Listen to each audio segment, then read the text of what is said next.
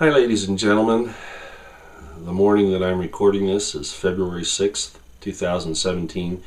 I'm not sure when it'll be up. I know I say that a lot, but it's because I'm never sure how I'm going to actually end up presenting all of this.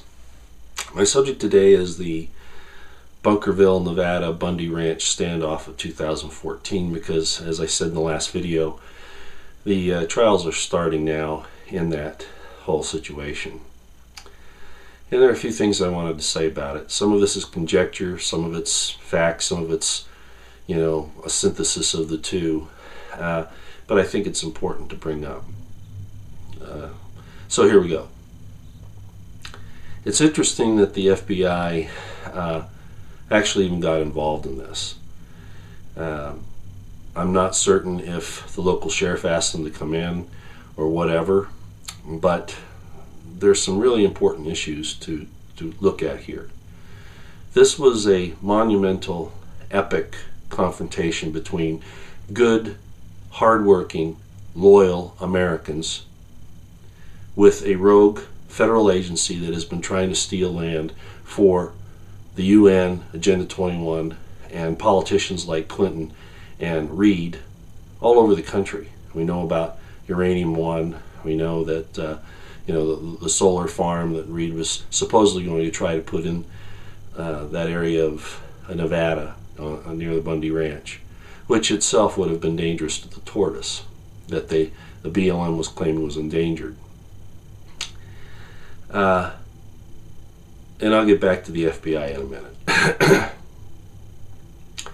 These were not rioters, they were not anarchists, they were not communists, they weren't Antifa, they weren't destroying property, they weren't threatening people, they weren't beating people up, etc., etc. Not even after the BLM had attacked the Bundy family physically on several occasions, unnecessarily and outside of the use of force continuum, really for no reason.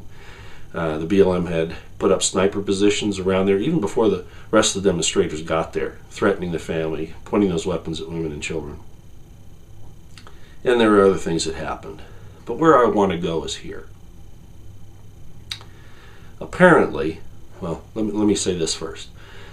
First of all, the desert tortoise, if it was endangered, why was the BLM euthanizing them? So that was just an excuse, okay, as usual, to take over that land. Number two, the BLM's authority is in question. Jason Chaffetz of Utah, congressman, had introduced a bill to strip the law enforcement powers of the BLM away, but in fact they don't exist anyway. They enforce regulations, not law. And local law they can't enforce at all. That's still up to the sheriff. And then there was the question of them even being able to be armed. Apparently the BLM had not renewed their licensure to carry weapons, so they were technically outside of their own regulation of that at the time. But really, I think what it comes down to is, what was the legal status of the demonstrators? What do I mean by that? Well, we know now that despite my misgivings of Sheriff Gillespie, who was the sheriff of Grant County of the Las Vegas Metropolitan Police Department, we now know that at some point in time, I'm not sure if it was after the confrontation over the front loader where Ammon Bundy was tased and they brought out those dogs and their deadly weapons, the BLM I'm talking about, and their tasers against an unarmed group of mostly women and children with a few men. It was totally over the top response. It was a tyrannical, dictatorial, authoritarian, not law enforcement response, but a military response in a combat zone. Okay, that's really how they reacted, the BLM. And that's because they were probably trained that way. Dan Love was a very poor leader, which I could go into in some other aspects. But at any rate, he's up for, or he's been investigated for misconduct now, and I think it's going to probably end up with some criminal possibilities on him as well. Should be, and on a lot of his agents, a lot of his guys he was in charge of out there. But at any rate, so despite my misgivings of Gillespie, at some point in time prior to the final standoff at the I-15 area where the federal corrals were, Sheriff Gillespie had told them to leave. So, uh-oh. The local sheriff, having law enforcement authority, had told the BLM to leave, and Dan Love refused. That's a crime. Okay, that's a crime. Especially the way it ended up. Now, on the day of the standoff, again, a lot of people had showed up by now, and these were good, freedom-loving, hard-working, salt-of-the-earth Americans. They weren't rioters. They weren't bad people destroying things or whatever. Yes, they carried their weapons with them, a lot of them, because Nevada's an open carry state, number one. Number two, they were exercising their Second Amendment rights. And the BLM had threatened deadly force against unarmed people and had done horrible things this entire time. So this was a group of people standing up against, as I said, a rogue federal agency that's out to support the likes of Clinton and Reid and the UN, not the American people. Be that as it may, the demonstrations were very peaceful. Nothing had happened. On the final day, the day of the final standoff, Sheriff Gillespie came out and said, okay, the BLM's agreed to leave. They're going to release the cattle. You know, it's all over with, everybody. Okay? The sheriff did that. Because at first I thought he was part of this whole thing because he had MRAPs and some other things not very far away, and a lot of deputies posted here and there. I'm not sure what his thoughts were on the matter at the time, but apparently we do know that he had already told the BLM to leave. So after he made this announcement, everybody was happy, and hours went by, I think 2, if I'm not mistaken, and the BLM still hadn't released the cattle.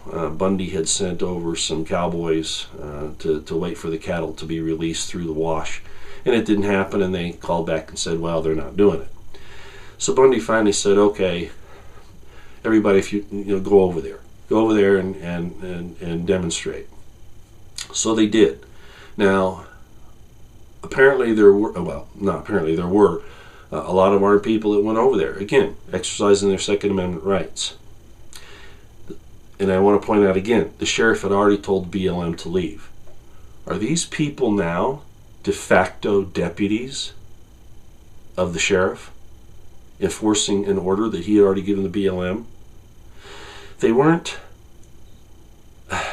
formally deputized, but that's going to be a legal question here, I suppose. But as far as standing up for the rights of the Bundys and what had already transpired, and they weren't really threatening the BLM. They were there to ensure the BLM didn't continue their threats of deadly force against the demonstrators. Big difference. Okay, so the demonstrators get up there, and as they're moving up, people like David Knight, Michael Lynch of Fox News, reporters, were already being threatened by the BLM that they would shoot them, totally unarmed. The people get there. They say a prayer. Can you imagine the demonstrators in Berkeley saying a prayer? Or in D.C., or the Women's March that was going for abortion and all of that. Not the second March for Life, but the first one with Madonna. All of them praying? No. So, whole different situation here. Again, we're seeing the government react to Christians, to truly, spiritual people, that they consider them the enemy. That's very important when Luciferians are involved in these federal agencies. Anyway, to get back on the point here. So, they're coming up and they're being threatened with deadly force by the BLM that is now there illegally because we know the sheriff told them to leave. This confrontation goes on for quite some time. Ammon Bundy's saying, no, you've got to leave. And Dan Love is trying to, show off that he's still in charge. Well, finally, another deputy, Sheriff Roberts, comes up and says to Love, you've got to leave. You're going. So, in other words, I don't know if he knew about the sheriff's order before, or if he just took it upon himself, but this is the second time now that a sheriff has told the BLM to leave. The sheriff's department was there. Under Sheriff Lombardo was there, and I don't know how many sheriff's deputies, but I guess in the neighborhood of probably 15 to 20 is what I would imagine. They didn't order the demonstrators to leave. The law enforcement, the sheriff didn't order the demonstrators to leave. They allowed them to have their weapons. The BLM had already been ordered to leave and now received a second order by Roberts. Again, were the demonstrators a de facto posse? I think the argument can be made that they were. So I wanted to bring that up. I'm probably going to do a few of these reviews of the entire situation, because the BLM and the EPA in particular, well, the IRS, of course, you know, a lot of these agencies are a law unto themselves. And they answer to the UN, not even to anybody in Congress. I mean, look at the fact that the BLM was still carrying weapons when they hadn't even, you know, reapplied for that ability. So I think, again, I want to emphasize that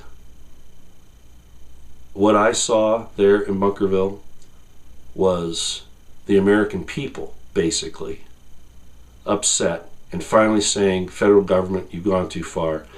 Your abuses, your tyranny, your unjust use of force, including the threat of deadly force, is out of control, and we can't have it any longer. The issue again of the grazing fees, that could have been solved in a court by seizing bank accounts or whatever. And I'm not saying the grazing fee argument by the federal government, by the BLM, is correct. I'm not saying that. But I'm saying it didn't have to take armed force. Okay. The desert tortoise situation, endangered species, again, BLM was euthanizing them. And if Harry Reid really was going to build a solar farm there, I think that would have been a lot more damaging to the tortoise than cows, which, by the way, biologists have said that the cows actually assist the tortoises in existing. So there are a lot of issues here that aren't clearly defined and yet raise a lot of questions about what was happening there. But I think this situation with the sheriff ordering the BLM to leave and then refusing to do so, the people showing up to enforce that order de facto, and Sheriff Roberts then coming up and reordering the BLM to leave, and the sheriff's deputies not commanding the demonstrators to depart or to disarm, are all important factors in the fact that these people were not criminals that were confronting the BLM and should not have been charged by an FBI who should have known the facts of this whole thing. But we do know that the FBI was being driven to do what they did by forces in Washington, D.C. Loretta Lynch, the DOJ, that shouldn't surprise anybody, Clinton, Obama, Reid, and probably others.